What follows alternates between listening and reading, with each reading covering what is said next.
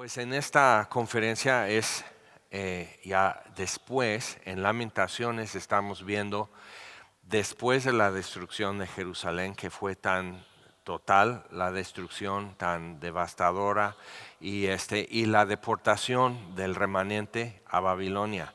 Y los que quedaron, o sea, quedó Jeremías con los que quedaron, y puedes leer en el libro de Jeremías después cómo fue eso y cómo se la arman para ir a Egipto, todavía pensando que Egipto, que era enemigo de Babilonia, que Egipto podría proteger a los judíos contra Babilonia.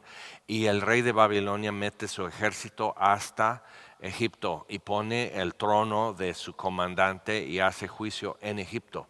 Y trae de regreso a los judíos que habían huido a Egipto. Y entonces hubo todo un golpe de estado, puso un gobernador y lo matan.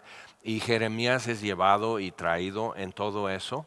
Y Dios aún así conserva su vida. Y en esta parte, en Lamentaciones, Jeremías escribe eso. Todos los ayes y el llanto por una ciudad que en su tiempo fue hermosa, que la música, que el comercio, que las familias.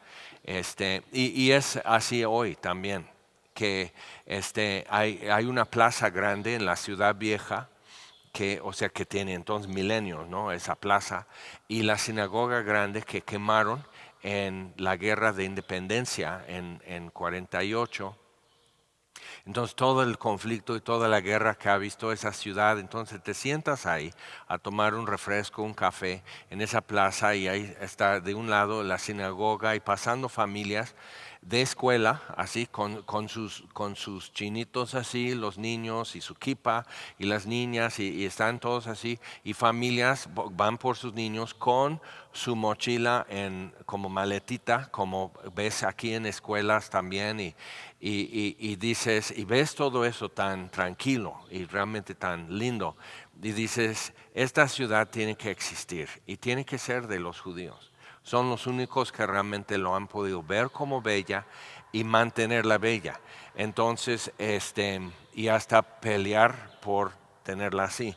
Entonces ves la lamentación de Jeremías y él está viéndolo en ese nivel, simplemente el nivel de una cultura, una civilización, tradiciones y todo, pero al mismo tiempo él estaba viendo durante su vida como creciendo desde niño y viendo la degradación espiritual, la desmoralización, cómo se normalizó lo que eran abominaciones. Y entonces hay algo que podemos estar mirando junto con Jeremías y decir, sí es cierto, o sea, de ver un proceso en espacio de 20 años, por decir, de niño a adulto. Entonces él empieza como un joven de menos de 20 años y eso va a durar en su vida, no para viejo ni siquiera. Entonces en el lapso viendo el rey postizo que puso el rey de Babilonia, y luego se revela y el rey de Egipto lo lleva preso allá, preso político, porque Babilonia no era tan fuerte todavía.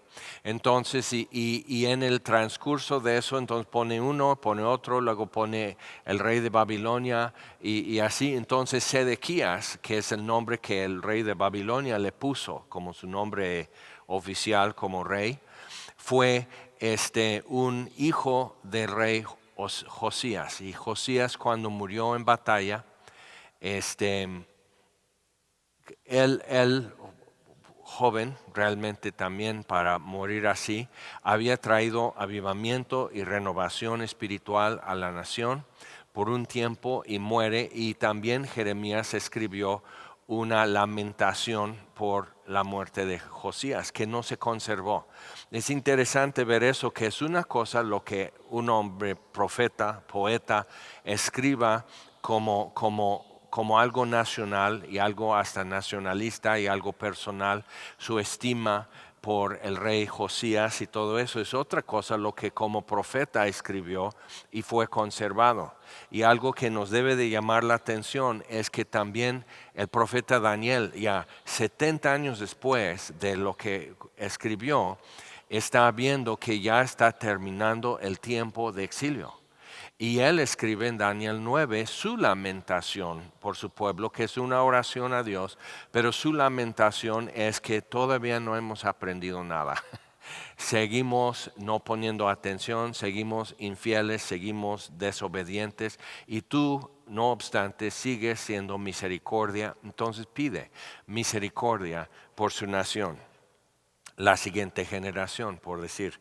Entonces aquí Jeremías, en capítulo 3, si abres en Jeremías 3, él ha dicho lo que vio en la ciudad, todo quemado, todo tirado, cuerpos muertos, voces calladas, o sea, viendo el desastre que fue la rebelión de su pueblo. Y no hay ninguna satisfacción en ningún momento de lo que él escribe en Lamentaciones y el resto de Jeremías después de eso.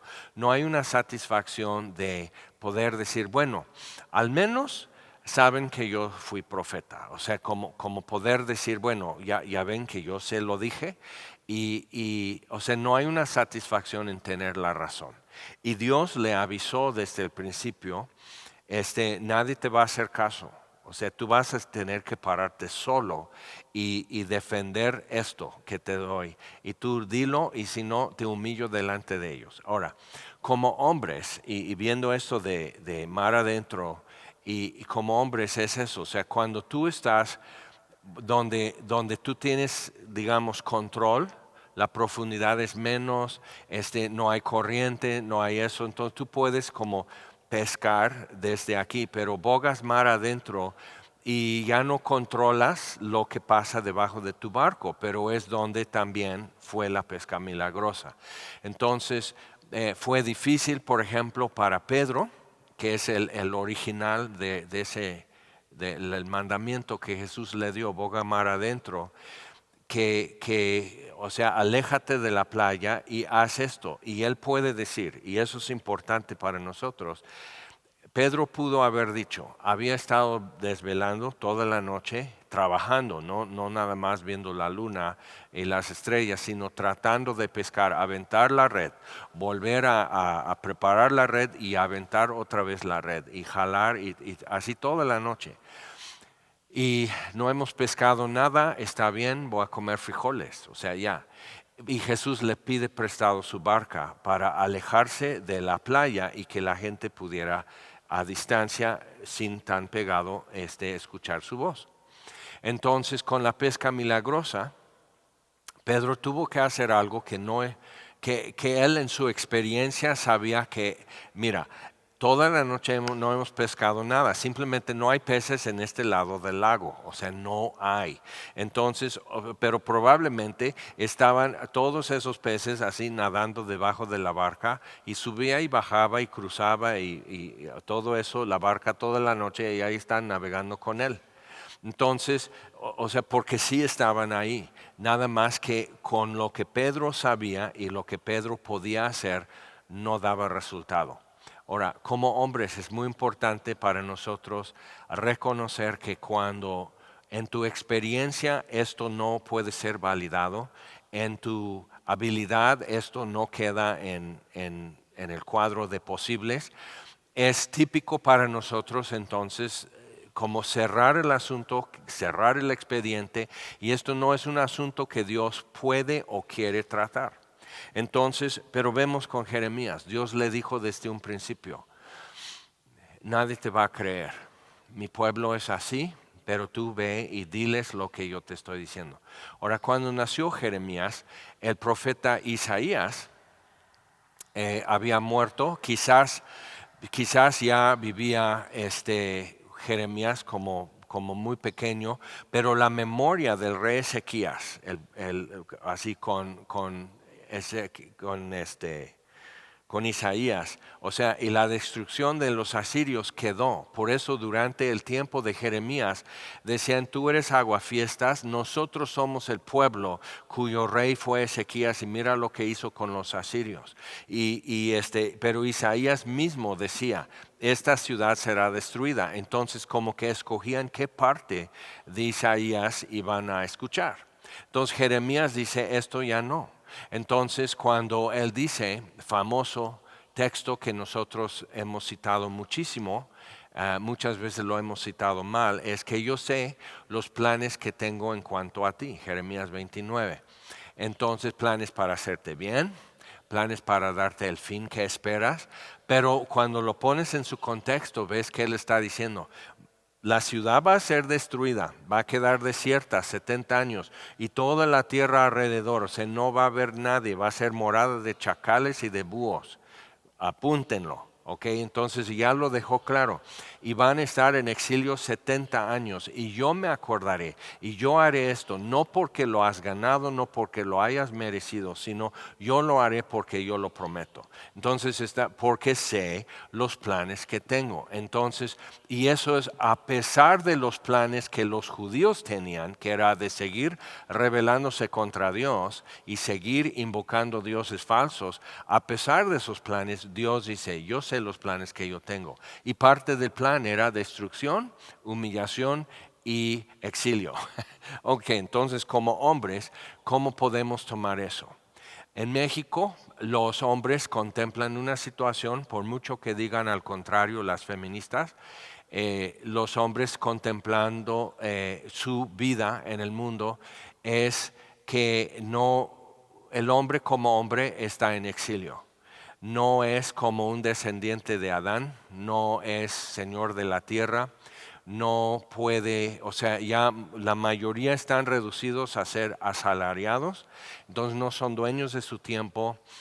Para salir adelante tienes que endeudarte, tienes que tener hipotecas, tienes que pedir préstamos para tu negocio y todo. Entonces no eres dueño de tu tiempo, tampoco de tu dinero. Todo lo que ganas es para otra persona, es para un proyecto de otro, que es hacer un banco muy fuerte. Y de paso puedes tener tu negocio o comprar una casa. Y así te haces de un carro, así te haces de un celular y todo lo que se está haciendo y puedes ir a Coppel o puedes ir a Electra y todo se está haciendo esto y como que ya lo asimilamos como normal. Pero en lo espiritual también tenemos eso, que el embrismo, que no es feminismo, pero es otra cosa, es la contraparte del machismo. Y si bien el machismo está mal, el embrismo afirma la superioridad moral de la mujer. El hombre, si bien es superior físicamente, la mujer es superior moralmente. Entonces el hombre ni siquiera puede decir esto no está bien o esto es lo que hay que hacer ante Dios, esto es lo correcto. O sea, el hombre como que no se le cede el espacio que él tiene que asumir y decir lo que es bueno. Entonces tenemos que esperar que esto tenga como autorización y está sujeto a redacción antes de ser firmado y sellado. Entonces, eso es algo cultural. Ahora, como hombres cristianos, ¿cómo podemos tomar eso? O sea, la respuesta, o sea, la reacción a una situación matriarcal o matrilineal no es machismo. Ya hemos visto cómo eso no funciona. Entonces, ¿qué sería la solución? Vamos a Lamentaciones 3. Cuando ya está todo en ruinas, o sea, ya se destruyó todo, hasta los cimientos están destruidos. Entonces estamos en un lugar parecido culturalmente en México, espiritualmente en México, los fundamentos y los cimientos igual están arrasados y rotos. Entonces tenemos que cimentar nuevamente, tenemos que hacer como la cimentación inicial y trazar y escarbar y hacer todo nuevo. Entonces, si tú vas a Jerusalén, cuando regresaron, estaban las piedras tiradas y muchas piedras de muchos de los edificios para la gente que venía con Esdras y Nehemías, para la gente que venía y para mano de obra que tenían y para las bestias que podían usar para jalar y mover esto, era más fácil ir y rascar tierra y emparejar y construir encima de eso. Y no se va a mover porque son unas piedras enormes. Entonces, y eso se hizo nuevamente después de la segunda destrucción de Jerusalén. Entonces hay muchas capas de escombros y de ruinas y de destrucción. Entonces, ¿dónde tú y yo podemos entonces ahora decir, bueno, hasta los cimientos no están bien? Cuando yo he visto cuestiones de matrimonio o cuestiones de crianza de hijos y algunos están, no, pues la hemos regado mucho, Jaime, no, o sea, estamos muy mal. Digo, ok, sí están mal, pero ¿de quién aprendiste? Y de quienes ellos aprendieron. O sea, ¿cómo podemos decir que todo es culpa de mis papás, pero pues de quienes aprendieron? Pues de mis abuelos. O sea, y llegamos hasta Adán y Eva en el huerto de Edén acusando y echando la pelota para allá. Entonces podemos decir, sí. El problema es dual, por decir, el problema es por un lado, sí la hemos regado y por otro lado, no hemos sabido tomar responsabilidad de decir, bueno, entonces ¿qué hacemos ahora? Entonces, vamos a Jeremías 3:19. Y entre todo esto está ya él en capítulo 3 hablando de lo que él personalmente siente y cómo él está roto, él está fracturado, él está deshecho. No solo lo que él ve en las puertas, muros y calles de Jerusalén, sino él. Entonces, versículo 19. Acuérdate de mi aflicción y de mi abatimiento, del ajenjo y del hiel.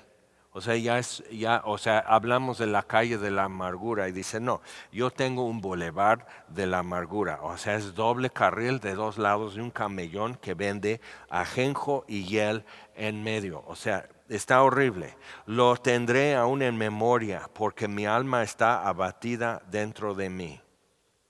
Y es bueno para nosotros decir, ahora con la pandemia, un fenómeno que ha sucedido es gente que ya está confrontada con la realidad, que no sabe convivir en casa, que no sabe ni hablar bien con su pareja, que su frustración o su temor o su fastidio o lo que sea, está así en ellos y están esperando que otra persona fuera de mí, mi pareja, mis hijos, mis papás, el gobierno, la iglesia, que alguien resuelva lo que estoy sintiendo. ¿Y qué haces cuando eres Jeremías? Jeremías, y literal no hay un ser vivo que quede en la ciudad y los pocos que sobrevivieron en la destrucción están en tu contra. O sea, casi están diciendo que por tu culpa, porque tú lo decías, sucedió. Entonces, ya ven Jeremías, te hubieras callado y entonces no destruían la ciudad.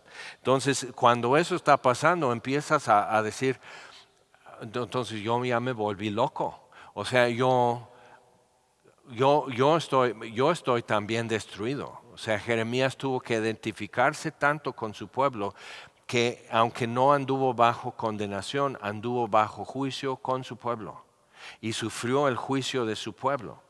Y dices, ¿y eso qué? O sea, hubiera sido mejor como Noé, ¿no? O sea, que antes de destruir la ciudad vienen por Jeremías los ángeles y lo llevan en un carro de fuego al cielo o simplemente lo llevan al otro lado del río Jordán y él ve así desde la galera lo que está pasando en Jerusalén. Entonces todo eso lo pudo haber hecho Dios, pero él tuvo que sufrir el hambre, sufrir el miedo y escuchar los gritos de terror en la destrucción de su ciudad. Y dices, a ver Dios, Jeremías fue tu profeta fiel.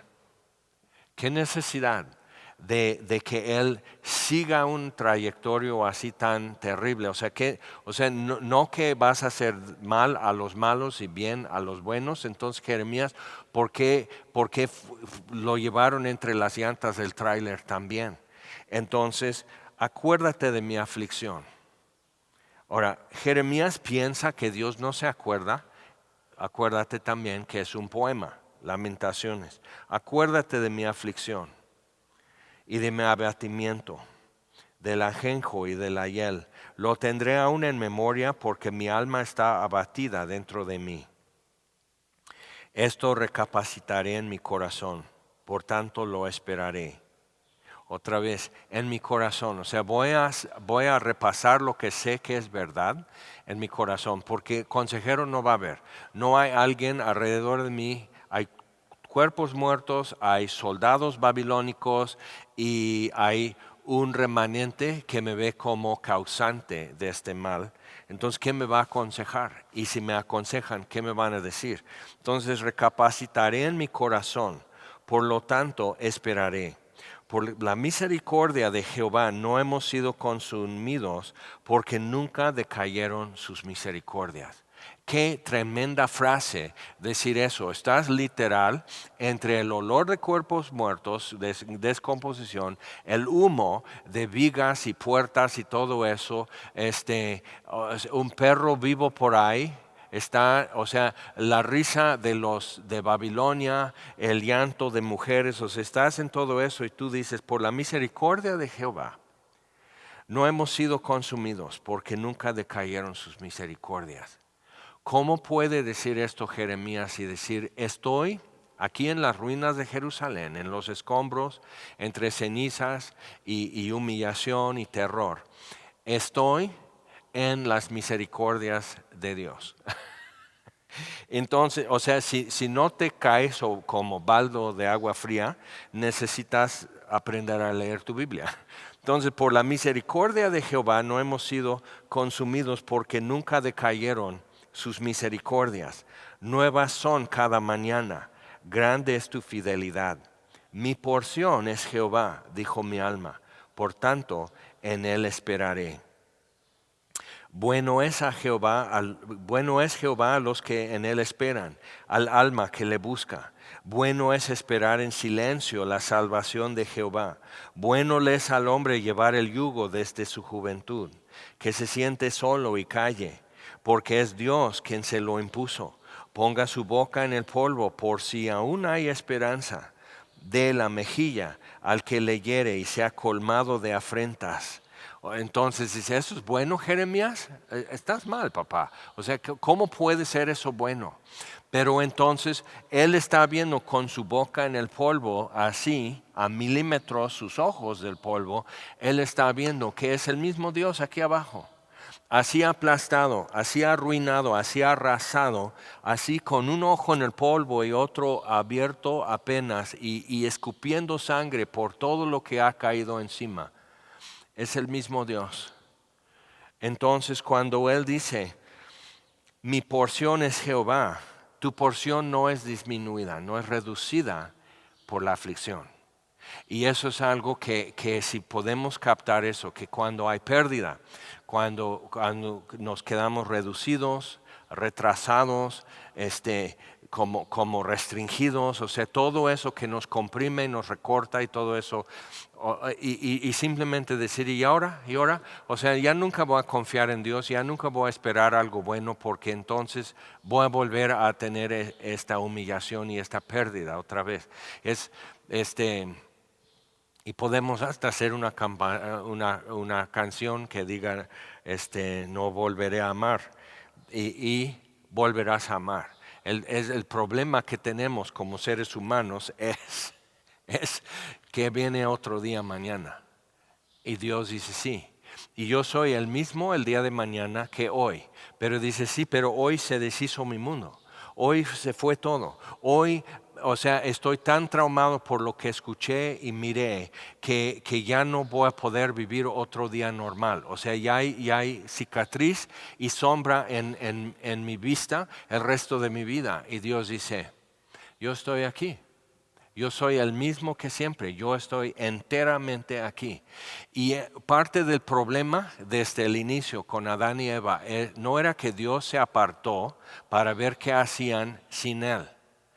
Estaba con ellos. O sea, Dios, como decimos, ¿no? Que cuando no queremos congregarnos, que Dios está en todo lugar. Ok, pues Adán y Eva sabían que Dios está en todo lugar, pero el momento de revelación y de comunión era en el huerto de Edén en la tarde. Y sabían eso. Entonces, ¿de qué manera? Y todo hombre necesita captar eso. ¿De qué manera Dios parecía tan lejos en ese momento y el fruto tan cercano y tanto más real, y Dios asimismo menos real que lo que tengo en la mano? Entonces Dios está presente en todo lugar y en todo tiempo. Entonces, aun cuando está cayendo el edificio sobre la gente porque le prendieron fuego y las vigas ya ardiendo no soportaron y cayó el edificio y gente y todo eso, y Jeremías viendo eso y arrastrándolos todos fuera de la ciudad y viendo cómo sacan los ojos del rey Sedequías y cómo degollan a sus hijos, y Jeremías dice, todo eso no me da ninguna satisfacción que lo que Dios dijo que iba a suceder haya sucedido. No hay gozo en eso. No me siento como contestado o algo así. Ahora, dice versículo 31, porque el Señor no desecha para siempre, antes si aflige, también se compadece según la multitud de sus misericordias. Entonces, puedo entender la aflicción de otro modo si quiero. Dios, le hizo ver a Jeremías, mi porción es Jehová. Ya no tengo ni siquiera un cerillo. No, mucho menos un cigarro. Entonces no tengo nada. Literal, entre los pocos que quedan en mi pueblo, de por sí no tengo reputación, no tengo amigos, no tengo un futuro. Jeremías, Dios le dijo, di a tu sirviente que vaya a hacer con tu pariente un acuerdo porque hay un predio que está a la venta y compra ese predio. Ese predio era donde el ejército de Babilonia estaba acampado, sitiando la ciudad de Jerusalén. Literal, debajo de los pies donde están los soldados de Babilonia parados, Jeremías va a comprar un terreno que nunca lo va a usar. Pero Dios dice, porque en este mismo lugar van a estar comprando y vendiendo terrenos en un futuro. ¿Por qué? Capítulo 29, porque sé los planes que yo tengo. Mi problema y problema de Adán en el huerto de Edén, creo saber el plan de Dios, creo saber lo que Dios quiere producir, creo saber por qué me da un mandamiento y creo que yo ya alcanzo a ver todo lo que esto abarca. Entonces yo con eso procedo y ¡zas! Entonces mi porción es Jehová. Pero Jeremías, tu porción siempre era Jehová. ¿Qué tienes realmente en este mundo que vas a poder tener en tu mano al final? No hay nada de eso. Todo es pasajero, todo es apretar aceite con la mano, dice Eclesiastés. Entonces, ¿cuándo tenías algo tuyo? Lo único que tienes tuyo es lo que no debes tener en tus manos, es a Dios mismo. Entonces, versículo 31, porque el Señor no desecha para siempre, antes si aflige, también se compadece según la multitud de sus misericordias, porque, y nos da la explicación, no aflige ni entristece voluntariamente a los hijos de los hombres. Ahora, vamos a Marcos capítulo 1 y les voy a contar un cuento. Es una historia verídica. Pero en Marcos capítulo 1 también tenemos que ver. Hace casi 30 años, mi esposa se enfermó con lo que se llama, es una enfermedad que se llama Meniere's. ¿Ves cómo dan sus apellidos raros, Alzheimer's y todo? Hay enfermedades que les tienen a todos sin saber qué hacer y no lo pueden resolver y no tiene remedio y todo. Bueno, Meniere's es una fístula que es un poro o un hoyito microscópico que se abre en la membrana entre la cóclea o el caracol de tu oído interno y el laberinto, que son esos tres arcos, que el laberinto, esos arcos manejan tu sensación de vértigo o de estabilidad. Entonces es lo que hacen. Y el caracol está conectado con, y es ahí donde los huesitos de tu oído interno están dando las vibraciones de lo que tu tímpano alcanza. Entonces manda eso y tu cerebro traduce del nervio auditivo eso en sonido y estás escuchando Vicente Fernández o un rapero. Ok, entonces se abre un hoyito en la membrana entre el líquido del laberinto y el líquido del caracol. Y todo este aparato es del tamaño de la uña de tu dedo chiquito. ¿Okay? Es todo eso, donde tu mundo cae en pedazos. Y eso duró aproximadamente 3 años. No se quita, no es curable, simplemente aprendes a vivir con sordera, con ruiditos, se oía todo el tiempo como ahora escuchas un celular todo el tiempo y en la noche la dificultad para dormir. Muchas veces personas con Meniere, si les da vértigo así, se tiran de su cama porque sienten que se están cayendo. Entonces se tiran en sentido opuesto para no caer y se lastiman y fracturas. O sea, hay todo eso. Una noche estuvo mi esposa, me despierta, estaba vomitando 2 horas, o sea, literal no había más que sacar, pero el vértigo no le dejaba y dice, ora por mí, estoy orando así. Y empecé a llorar porque digo, Dios, no sabemos qué hacer y no sabemos qué pensar o dónde nos paramos o dónde nos hincamos o qué es lo que tú quieres, ¿por qué no nos dices? Y en desesperación, o sea, casi regañándole a Dios, pero en desesperación, o sea, queremos honrarte en eso, pero no sabemos cómo hacerle.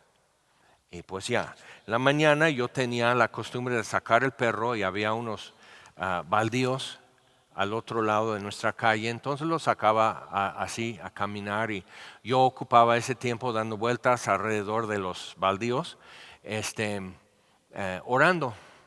Y esa mañana voy caminando y me di cuenta, ahora sí, estoy ya me hice Grinch. Y digo, Dios, yo sé que has sido fiel siempre, yo sé que tu palabra es verdadera, pero ya llegué al fin. Y estoy enojado contigo, no tengo nada que decir, pero aquí estoy reportando. Si tú tienes algo que decirme, así, o sea, mal. Y nunca he estado tan así en mi vida, pero estaba así. O sea, era de que, ¿qué estás jugando? O sea, todo se detiene. Tenemos 3 hijas chiquitas, no, un ministerio, o sea, está bien. O sea, cierro todo, cancelo todo, regreso a mi tierra y allá qué. O sea, ¿qué se compone o qué se resuelve tirando todo y cancelando todo? O sea, ¿qué se va a resolver? Y esta historia casi no lo cuento porque es raro lo que sucedió. Entonces digo, pero aquí estoy yo, y si tú tienes algo que decir, como decir, o sea, vas a seguir en tu silencio divino, ¿verdad? Entonces, así, mal. Pero pues ya, o sea, en el suelo, con la boca en el polvo, o sea, así, y todavía, de aquí, ¿cómo te voy a hablar alabanzas? O sea, así, moliendo el polvo con mi barba, así. Y si tú tienes algo que decir, aquí estoy. Y sigo caminando, pero así mal. Y por como unos segundos, 3 veces sentí una mano así en la nuca, simplemente haciendo así con mi pelo. Como un niño que pasó una mala noche y ha estado con malos días y bullying o a ver qué. Pero simplemente ya estoy harto, ya no quiero más. Y simplemente esto. Y siguió el silencio. No me habló. Pero cambió todo. Y no lo cuento mucho porque fue raro, porque cómo puedes sentir literal la mano de Dios, o sea, es muy misterioso, es muy místico, entonces no quiero que alguien por un lado diga, bueno, sí, entonces yo voy a esperar que Dios haga eso. Y digo, amigo, si has llegado a estar tan así, que si Dios te hablara, ni le entiendes. Pero descubrí una cosa, o sea, mi porción es Jehová. y que no está jugando con nuestro amor, que no está jugando con nuestra confianza, que Él sabe los planes que tienen y que Él tiene y que este exilio de 70 años y la destrucción de la ciudad más hermosa para ti, todo esto, o sea, y Jeremías nunca vio esos planes que él tuvo que profetizar, no lo vio. Y ni Daniel vio el fin de lo que Jeremías habló, el exilio, pero él no regresó a Jerusalén donde él nació. O sea, él no lo vio. Entonces, ¿cómo sabemos que es verdad? ¿Y cómo podemos prepararnos para la misericordia de Dios? Ok, Marcos capítulo 1. En versículo 40, Jesús está en Galilea. Es el comienzo cuando empieza a tener cierta fama de sanar enfermos y hacer sanidades tremendas. Entonces dice versículo 40, vino a él un leproso rogándole e hincada la rodilla le dijo, si quieres puedes limpiarme. Y así estaba yo esa mañana.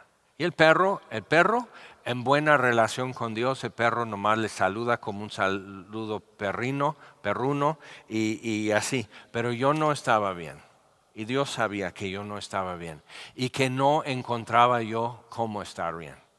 O sea, no había forma de simplemente decir, pero todas las cosas ayudan a bien. O sea, digo, no me traigan esos refranes, no me empiecen a decir, ni digan, voy a orar por ti. No quiero.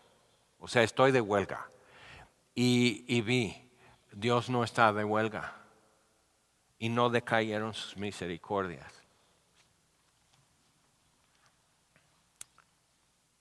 Si quieres, puedes limpiarme.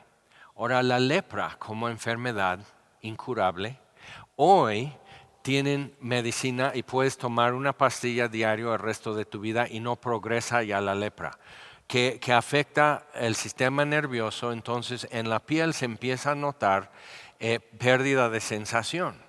Entonces muchas veces el leproso no sabe que es leproso ni su familia, pero se quema manejando algo en la cocina, fumando, termina el cigarro y no siente que le está quemando la mano. Y las quemaduras y luego no sanan bien, porque como hay falta de sensación, el cerebro no está recibiendo información como para mandar activarse en cuestiones de autoinmune y curación de una herida y cuidar infección. Y con el tiempo empiezan a deformar las manos, empieza el cartílago, las orejas, la nariz y se vuelven calacas. Si empieza a atacar el ojo, el ojo pierde la forma por el sistema nervioso de enfocar en la pupila. Entonces van perdiendo eso, afecta a la circulación, otra vez por sistema nervioso, afecta a la circulación, pierden dedos.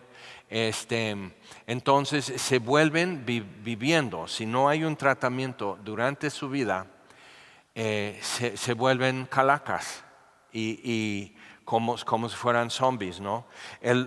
Lo peor en eso, o quizás sea un beneficio, no duele, pero al rato ataca sus órganos y mueren también por eso.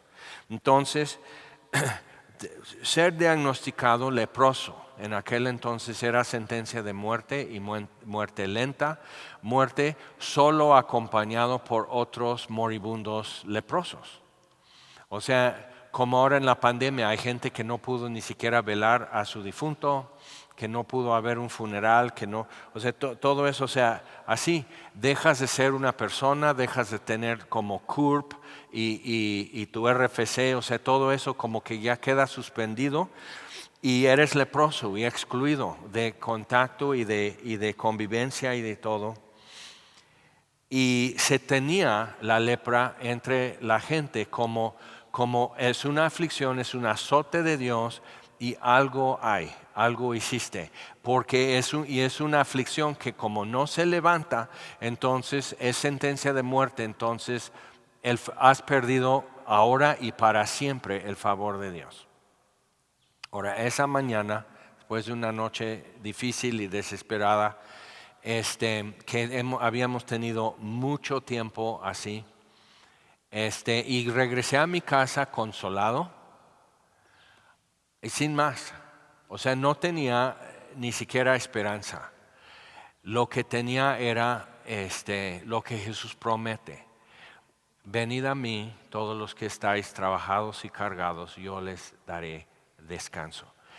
Pude descansar y pude decir, Jehová es mi porción.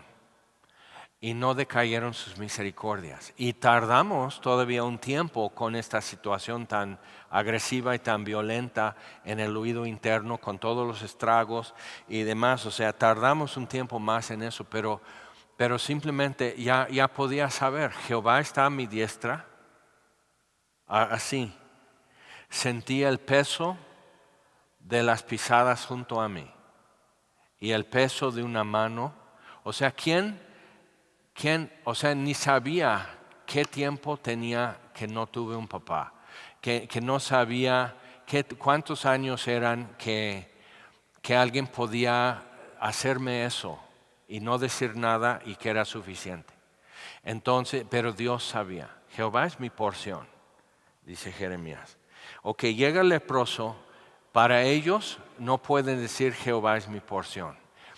Teológicamente nadie te daba consuelo, teológicamente nadie te ofrecía esperanza, sino como que resígnate y vete, porque no puedes vivir en la casa, no puedes estar en nuestra calle, no puedes ir al mercado, no puedes, o sea, fuera. Entonces, vivir en una cuarentena, que es una cuarentena hasta que te mueras. Entonces, Jesús, versículo 41, eso describe toda la situación humana. Si tú quieres, puedes limpiarme. Y sabía, porque supo de los milagros que había hecho Jesús. Y tenía esto. Él puede. Y yo tenía eso. Dios puede intervenir. Pero no quiere. Ok, entonces, y es un filo. Y caminar sobre ese filo es doloroso y es peligroso. Puedes y parece que no quieres. Entonces no sé qué hacer con esa aparente respuesta que no y seguir en silencio. O sea, fue duro. Y Jeremías sabe que todo está pasando como Dios quiere que pase.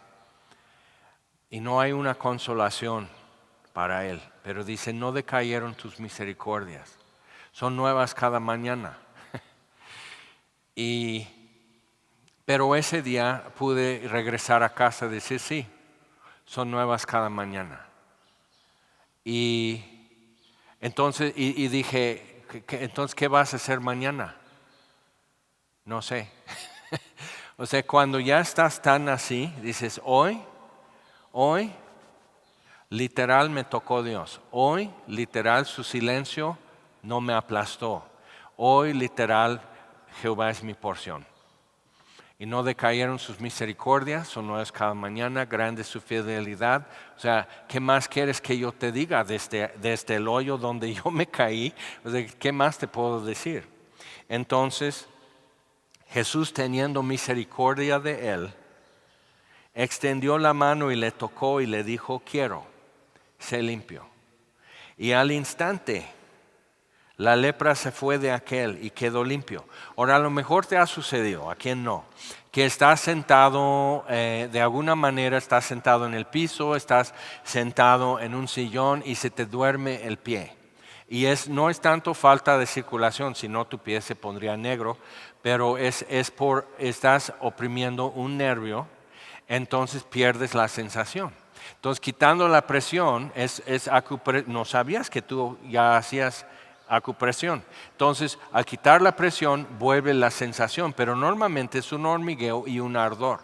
Entonces, imagina el leproso devolviéndole tejido sano que incluye la sensación. Y no ha sentido frío ni caliente, ni comezón, ni nada de eso, ni como el aire del viento. O sea, todo eso junto con el ardor, que demasiados mensajes están llegando de las neuronas, de los nervios a las neuronas y se traducen, ¡ah! Como cuando tú estás así, ¿qué te pasó? O sea, ¿qué te está picando? No, se me durmió el pie. Pues entonces, ¿por qué golpeas tu pie en el piso? Para apagar el ardor y el hormigueo. Entonces imagínate el leproso. O sea, no iba a estar nomás así. Amén, gloria a Dios, sino así. O sea, un hormigueo y un ardor por todo su cuerpo mientras se restaura visiblemente delante de los ojos de todos, su nariz, sus orejas, la nube en su ojo, o sea, su cabello, sus cejas, todo eso así restaurado. Y ellos tenían una tradición que Dios puede sanar leprosos, pero sanó a Naamán, el sirio. De israelitas no había. Entonces tenían la tradición porque tenían un mandamiento en el libro Levítico. Y era qué hacer con un leproso cuando es curado de lepra. Y es interesante, es como si vieras algo de Harry Potter, qué hacer cuando un elefante color rosa pasa volando frente a tu balcón. ¿Qué hacer? Pues lo voy a leer, diría un levita, el sacerdote, lo voy a leer porque pues aquí se supone que para el examen tengo que saber qué hacer, pero ¿cuándo va a suceder? O sea, la lepra no es curable, entonces ¿cuándo Dios va a curar lo que es curable? No lo que es incurable. Y aquí viene Jesús curando lo que es incurable. Y el leproso dice, yo sé que Él puede, no sé si Él quiera. Y creo que todo hombre necesita resolver eso. Y yo no te lo puedo resolver. Ya te conté mi pequeña historia. Que Dios no está jugando con tu confianza, no está jugando con tu esperanza, no está jugando con tu amor hacia Él. No está diciendo, bueno, me ama, pero ahora sí le voy a causar mucho dolor y pérdida para ver si en verdad me ama. Dios sabe hasta dónde aguantas. Y dices, pero ¿por qué? Y no, solo te puedo decir que hay cosas sin palabras, como simplemente tocarte así 3 veces la nuca, como para decir, eres mi hijo y te amo. Y no hay nada que decir. Entonces aprendí esa mañana que cuando Dios no nos da la respuesta, es porque Él es la respuesta y palabras no hacen falta ahí. Y eso, pero yo no te lo puedo decir más, yo no te puedo dar. Pero si tú estás en eso, tú tienes que ir a resolverlo con Él. Te presto mi perro si quieres. Pero, o sea, tú tienes que ver eso con Él. Y Él decide si es lo que necesitas, ese tipo de explicación o de aclaración, o si el silencio es tu mejor opción de parte de Él. Si el dolor puede ser algo que tú puedes decir, mi porción es Jehová, y no decayeron sus misericordias. Bueno, entonces regresamos con el leproso. Así que él hubo hablado, al instante la lepra se fue de aquel y quedó limpio. Entonces le encargó rigurosamente y le despidió luego y le dijo, mira, no digas a nadie nada, sino ve, muéstrate al sacerdote y ofrece por tu purificación lo que Moisés mandó para testimonio a ellos. ¿Por qué? Porque nadie estudiaba el Levítico 14. O sea, ese capítulo de Levíticos como que lo aprendieron una vez para el examen, pero realmente nadie sabía qué hacer. Entonces imagina, el ex leproso tiene que ir al sacerdote y tiene que decir, aquí vengo con 2 tórtolas y un poco de cedro y un poco de lana rojo y una vasija de barro. O sea, él fue e investigó qué hacer. Entonces el sumo sacerdote va a decir, ¿y esto para qué? Es que fui leproso y Jesús de Nazaret me sanó. Y pues tengo que presentarme al sacerdote. Aquí dice en Levítico 14 y tú tienes que hacer algo.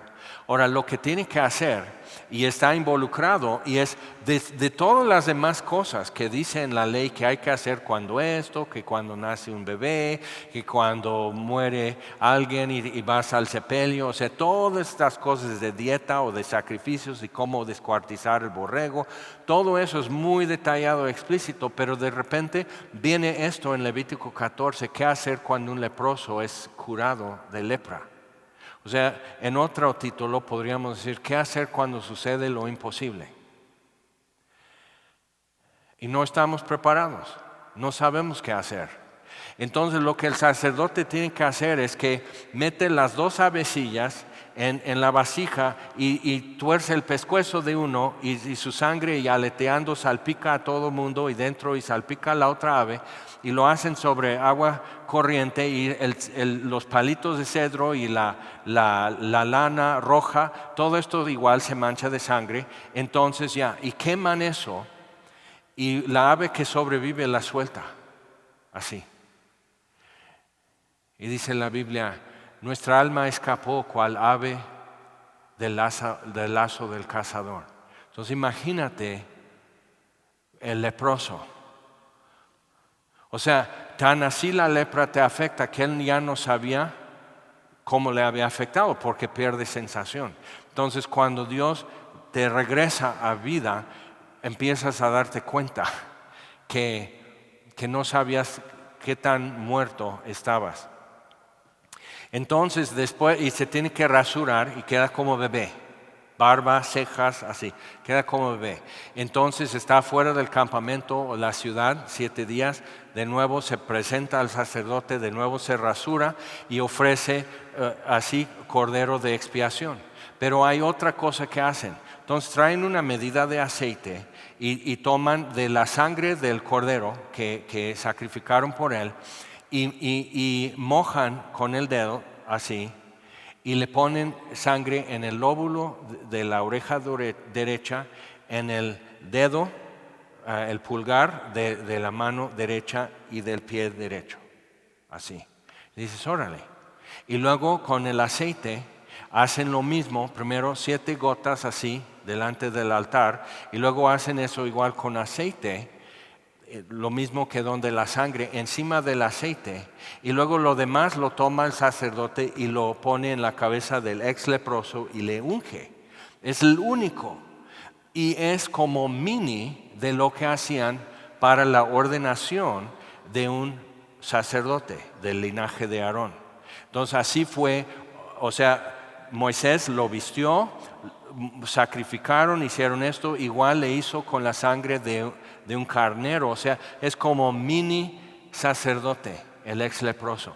Porque dentro de toda la población, el propósito de un sacerdote, su función es representar al pueblo ante Dios y representar a Dios ante el pueblo. ¿Y por qué un ex leproso puede también dar esa representación del pueblo ante Dios y de Dios ante el pueblo? Porque ya estuvo con su boca en el polvo, porque su alma estuvo ya en el lazo del cazador y escapó. Entonces sabe lo que es ser redimido, sabe lo que es convertirse en una calaca y salir de la muerte a la vida, sabe lo que es. Y puede hablar por los mortales a Dios y puede hablar de Dios a los mortales. Entonces lo tuvo que ir a hacer. Preséntate y haz esto para testimonio a ellos. ¿De qué? De que no sabían qué hacer cuando viniera el Mesías. Todas las profecías decían, cuando venga el Mesías va a hacer esto. Jesús viene y está haciendo así, todo el abecedario en orden de lo que el Mesías tenía que hacer y no estaban preparados, no sabían qué hacer. Hasta el final, en el día de su entrada triunfal, no sabían que era el día profetizado por el profeta Daniel. Daniel supo qué día iba a suceder el regreso a Jerusalén, pero los descendientes no sabían qué día regresa el profetizado por Daniel. Entonces no estaban preparados. Y un leproso poniendo un poco de atención le convenía. Un leproso poniendo atención pudo saber algo. Y aún así con una fe parcial, con información incompleta llegó a Jesús. Yo sé que puedes, no sé si quieras. Ok, volviendo a Jeremías, Lamentaciones capítulo 3.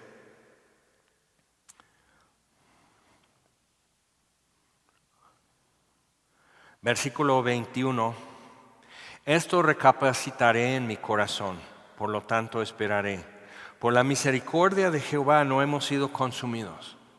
Te voy a ponerlo en este término, que si aún estás vivo, si estás respirando, a ver, checa, saca un espejo. Si estás vivo, es misericordia. Entonces, por su misericordia no hemos sido consumidos, porque nunca decayeron sus misericordias. Entonces imagina, cuando los muros son derribados de Jerusalén y el templo cae así con un estruendo de piedra y llamaradas y todo eso y terror por todos lados y así, ¿nunca decayeron las misericordias de Dios? En ese momento es cuando dicen, no, pues Dios se volteó y nos dio la espalda. Eso creí, que Dios me había dado la espalda. Y dije, seguramente tienes una razón. Dime. Y me di cuenta que no me había dado la espalda, que eso fue mi imaginación. Y que estaba dejando que el cansancio y el miedo me dieran mi doctrina. Y son falsos maestros. Entonces, por lo tanto, esperaré. Por la misericordia de Jehová no hemos sido consumidos, porque nunca decayeron sus misericordias. Nuevas son cada mañana, grande es tu fidelidad. Mi porción es Jehová, dijo mi alma, por tanto en él esperaré. Entonces lo que tú necesitas hacer es llenarte de la palabra de Dios y prepararte como alguien debía de estar preparado para decir, he estado esperando todos los años de mi sacerdocio un ex leproso. Aquí, mira, ya tengo esto listo, esperando que alguien llegara. He escuchado también de Jesús de Nazaret y estaba preguntándome a qué horas viene un ex leproso. Han llegado ciegos a dar gracias, han llegado cojos a dar gracias, han llegado sordos, así, pero un ex leproso, pues estos, y puedes decir, aquí está escrito, eso es lo que hay que hacer. Así voy a poder recibir y proclamar la misericordia de Dios. Ahora la pregunta es, si tu porción es Jehová, ¿estás listo para que tú puedas decir, ok, estoy donde tengo que estar para recibir su misericordia? Si yo no hubiera salido esa mañana con el perro, gracias a Dios por un perrito que dice, a ver Jaime, ya es hora. Entonces salí sin ganas, dije no, Dios de por sí no contesta, ¿por qué voy a hacer toda esta payasada? No estaba dejando de creer en Dios, pero ya no sabía qué pensar. Pero dije, aquí estoy. Y me presenté. Salmo 5. De mañana me levantaré, me presentaré ante Dios y esperaré. Oirás mi voz y esperaré. Entonces ya sabes lo que tienes que hacer. ¿Oramos? Señor, te damos gracias por tu palabra. Gracias por Jeremías, un hombre a quien se le dio de las tareas más difíciles, más pesadas que se puede dar a un hombre. Y se le negó todo lo que un hombre hubiera querido vivir en su vida. Y pudo hacerlo en forma magisterial, hasta llorar bien. Y por Jeremías nos abriste una cortina para ver qué es un hombre ante ti y qué bueno le es al hombre llevar el yugo, y eso desde la juventud. Y que es bueno tener nuestra boca en el polvo. Eso es bueno, porque tu misericordia nunca es menos, nunca decae, no tiene fluctuación. Y necesitábamos saberlo, Señor. Entonces a cada uno de nosotros, como estemos, cada uno donde está, Señor, abre nuestros ojos, abre nuestros oídos. Nos presentamos, Señor. Y si quieres, que ahora sospechamos que si quieres, nos puedes limpiar. Y te damos gracias en el nombre de Jesús. Amén.